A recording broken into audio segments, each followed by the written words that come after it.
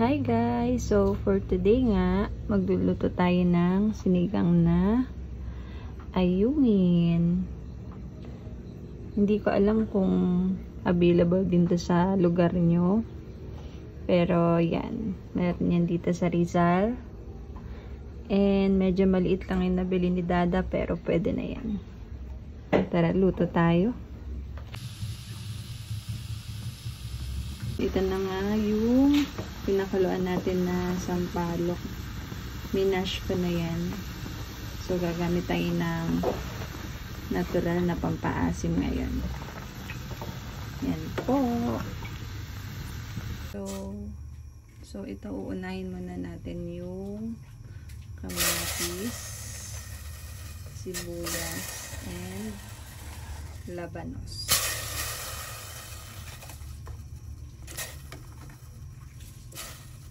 And pag kumulo na yan, pwede na natin ilagay yung isda. Salain na natin yung ating pampaasim.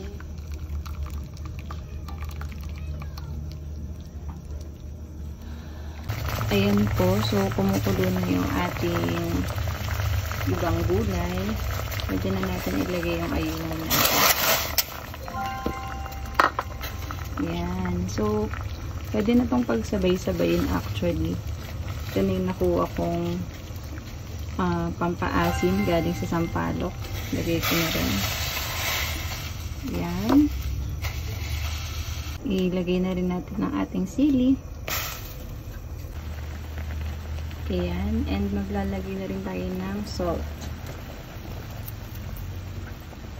Medyo nakukulangan pa ako sa alat, so mag-a-add pa ako ng konting patis. Okay. And ilagay na rin natin ang ating mustasa. Mabilis lang itong maluto talaga. Ayan. Almost done na po. So, luto na po ito guys. Tara na at mag-lunch. Kain po tayo.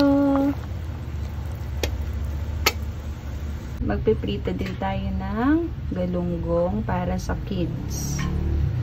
In case na ayaw nila ng ayungin. So, ito na.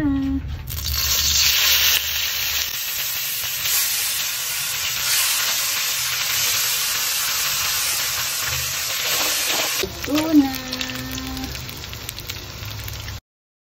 So, iyan na nga. Luto na ang ating galunggong at luto na rin ang ating sinigang na ayungin. Sana nakakain na rin po kayo ng lunch nyo.